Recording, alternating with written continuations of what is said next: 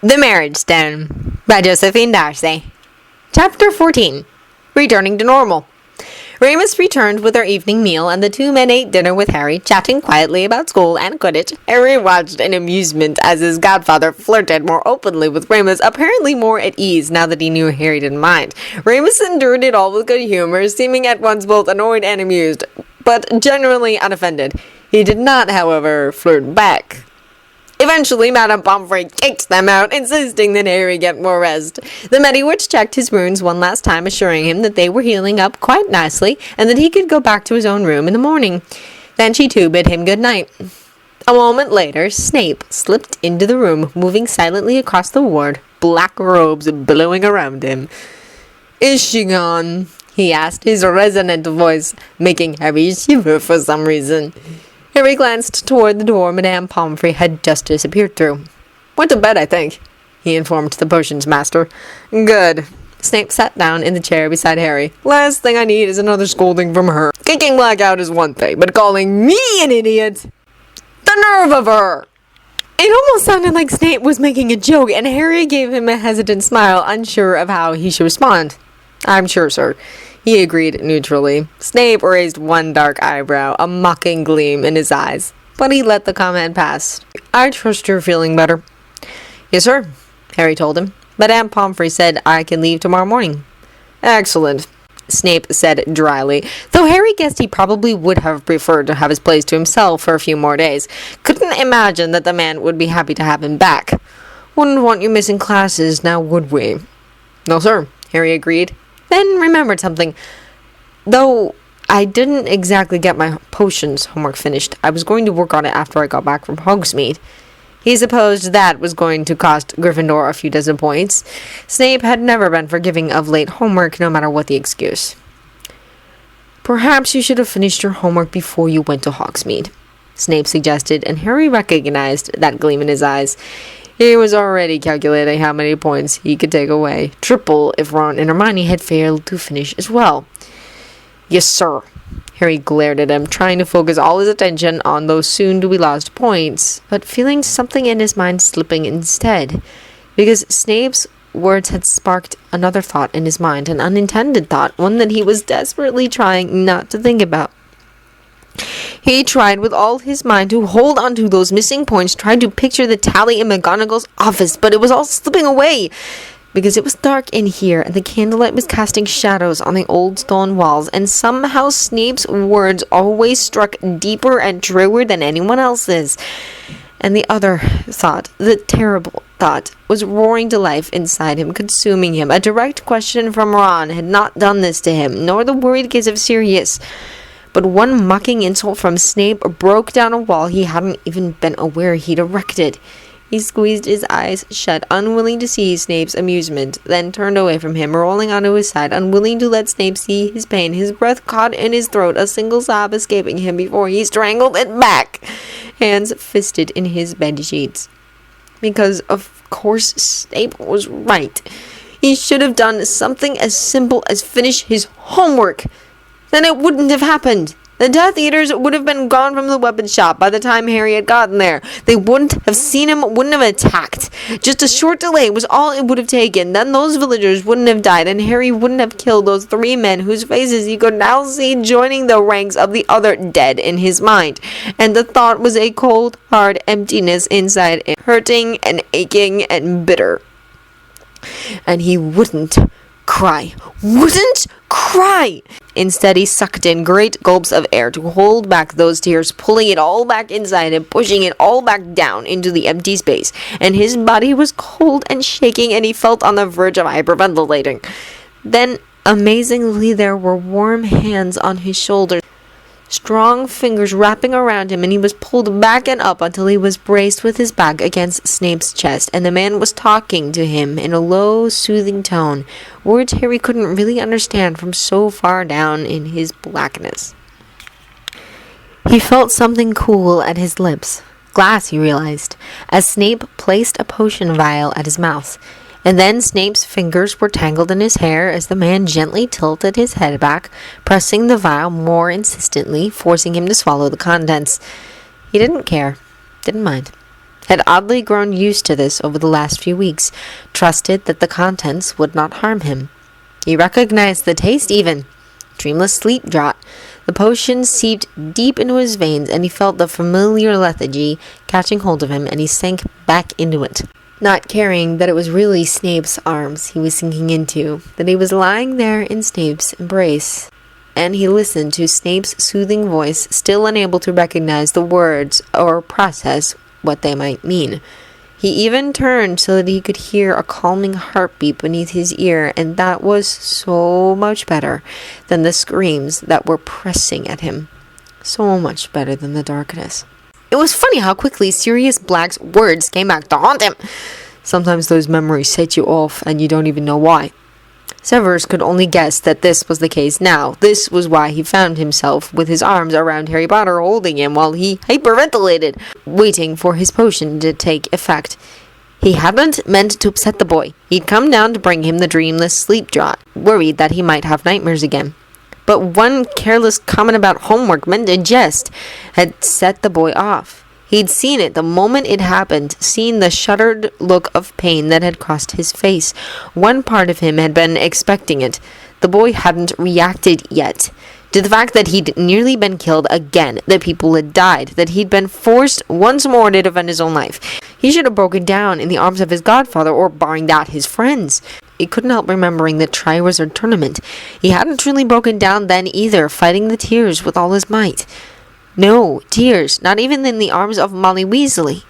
Never any tears. But then, this was the boy who put up silencing charms rather than wake his dorm mates with his nightmares. What surprised Severus was that the boy had broken down in front of him. Oh, he tried to hide it immediately, had turned away, had swallowed back his tears. Severus wondered if he'd ever let them fall. But he hadn't fought him when he'd pulled him into his arms, hadn't resisted drinking the potion he set to his lips. His own actions had actually startled him. He wasn't a kind man, wasn't prone to giving comfort, but he hadn't been able to do anything else, unable to bear watching Harry's pain without at least trying. He'd really expected to be rebuffed, rejected, but he hadn't been. And his words, utter nonsense about how it was going to be okay, that Harry was safe, that it was all right to let go. Complete claptrap, of course. But he suspected the boy was too far gone to really care or understand anyway. He could probably promise him the moon and never have to worry about being held to it. He felt the boy calming at last, expecting him to pull away in discomfort. Potion or no, he was still the much-hated potions master. But Harry surprised him by turning slightly in his arms, head resting on his chest, breathing slowly. A moment later, he realized that the young man had fallen asleep in his arms. Harry Potter had fallen asleep in his arms. Well, he thought, now what was he supposed to do? He vaguely recalled someone moving and shifting him in the night. He murmured in protest, but quickly settled back down in sleep, dismissing it. Madame Pomfrey woke him about an hour before breakfast, and he sat up sleepily, feeling well rested. She checked his shoulder one last time, pronouncing him satisfactorily healed, and then handed him a pile of clothes and pointed him towards the showers. He recognized the clothing as some of the new ones Snape had bought for him. The man must have retrieved them for him sometime yesterday. His face flushed as he remembered last night's events. Snape's late-night visit, Harry's subsequent breakdown, and then the taste of dreamless sleep draught. He wouldn't think about the rest of it, he decided. He doubted Snape would ever mention it. The man had probably been mortified by Harry's behavior. But he had been decent to him. Harry wouldn't forget that, though he suspected he'd pay for it eventually. Probably during potions class that day, in fact. Breakfast was more of an ordeal than he'd expected. Every eye in the Great Hall was turned toward him when he entered and made his way toward his seat at the Gryffindor table. It reminded him of the day after his marriage to Snape. Only this time they were discussing blood and death and battles. It occurred to him suddenly that this was the first time that some of them had seen a battle up close. Even during the Great Battle last year, they had all been locked away in their common rooms. By the time they had been allowed out, the Ministry had already removed the bodies from the field. Ron and Hermione were waiting for him, holding his seat, and Neville, Dean, and Seamus were quick to welcome him back with heartfelt questions about his health. He was also ready for the barrage of questions from the rest of the Gryffindors and fielded them with his usual vagueness. Eventually, Hermione and Ron managed to exchange a few private words with him, telling him that Sirius and Remus had asked them to tell Harry that they would be back this evening and were planning on sticking around for a while yet. Harry was warmed by that thought. He really hadn't been given much of an opportunity to spend long periods of time with his godfather. Besides, he wanted to know what was happening between him and Remus. There was a full moon in a couple of nights, so he knew Remus would be more on edge than he usually was, but it had been interesting to watch the flirting last night. It was the first time he'd ever seen two men interacting like that. Didn't seem much different from what Ron and Hermione did. "You should have seen Dumbledore earlier, Harry," Ron said then, and Hermione echoed his sentiments. "What happened?" Harry paused in eating, glancing worriedly at the high table. But Dumbledore seemed his usual happy self. He winked brightly at Harry before turning his attention back to his blueberry muffin. Harry risked a glance at Snape, but the potions master was glowering into his coffee cup and did not look up. Harry inexplicably found himself blushing. "A group of reporters tried to get into Hogwarts this morning," Hermione explained. "And at least 3 of the ministry candidates were with them, demanding to see you." She reached over toward Dean's plate, liberating the copy of the Daily Prophet he had been reading. Hermione showed Harry the front page.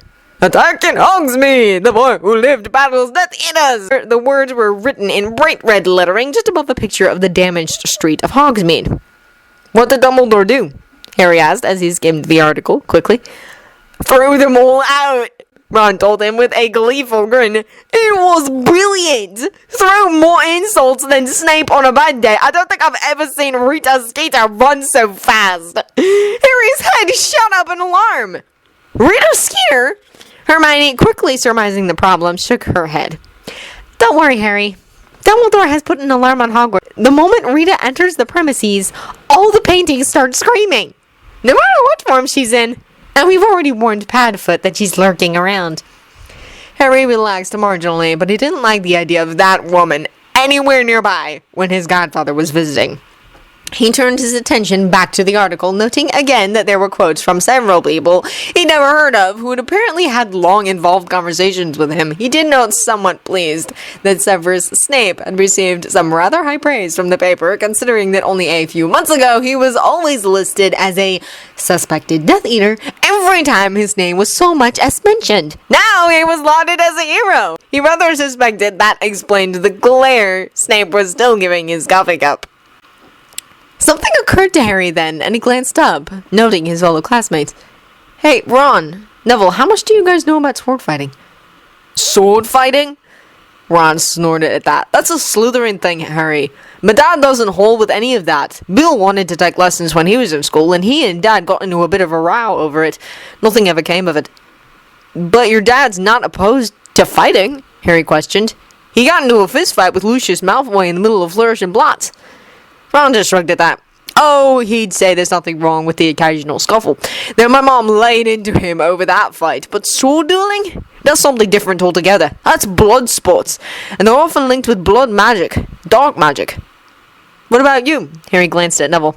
"My grandma made me take lessons," Neville admitted. "I'm not any good at it. Even worse at archery.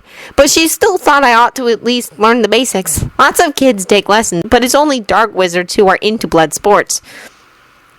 Dark wizards and apparently Severus Snape.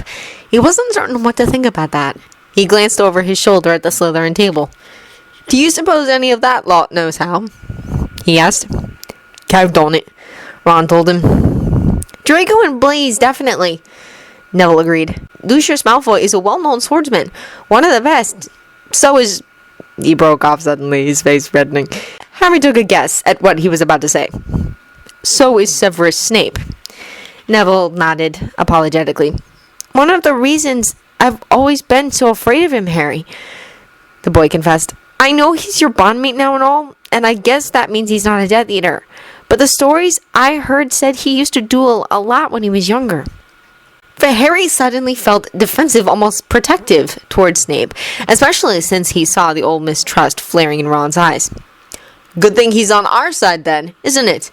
he said quickly. "The 3 of us would be dead if it hadn't been for him and Dumbledore." And that was enough.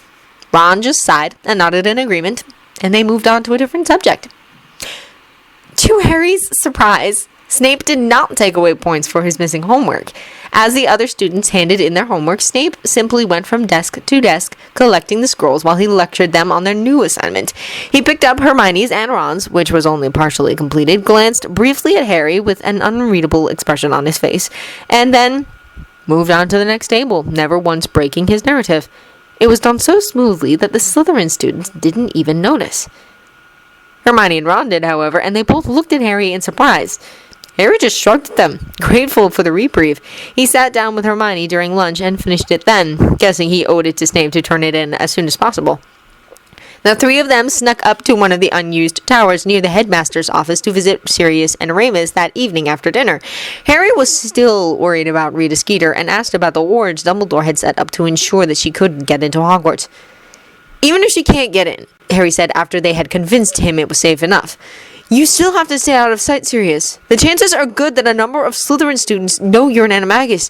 I doubt Pettigrew has kept that secret. I'm sure Malfoy probably knows." "Got that all worked out," Sirius said with a grin. "Remus has a spell." He transformed into Padfoot for them so that Remus could demonstrate. A quick wave of the werewolf's wand, and the huge dog suddenly looked like a small, furry grump. Padfoot the Grump seemed quite pleased by his forked tail, which he wagged prodigiously, earning a round of laughter from the rest of them.